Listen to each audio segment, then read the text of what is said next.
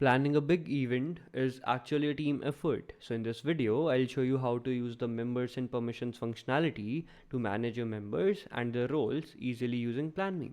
So first of all, you need to come to this top nav bar, spot this members icon, come to this tab, and once you are here, you will see two buttons, create role and add member. So the first thing you need to do is create a role. Let's say I create a role of a photographer and I hit create. This role is created here in the roles tab. So once you add roles, you will see all the roles in this table here in the roles tab. And once you add members, you will see all the members here in this members tab.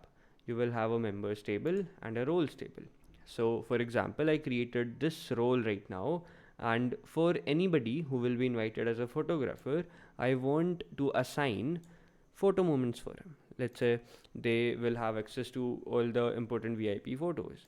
So we will assign photo moments to them, and let's say we will also assign festivities, so they can know which festivities they have to be on and which they don't have to be on. And here you can just play with all the things that you want to assign to any single particular role.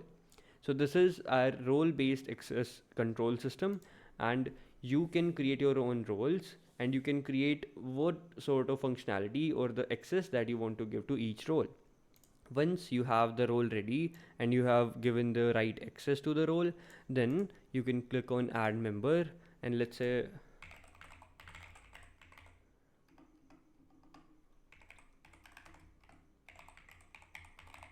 you put here the Gmail address or the any email that they use, and then click on this and add member.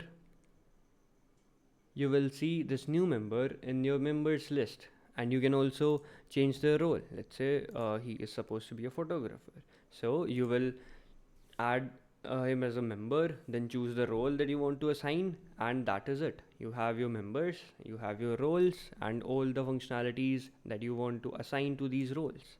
So now this guy will have a photographer role with these two functionalities assigned to him, so he will only have access to these two functionalities. So this is all that you need to do, and it's that easy.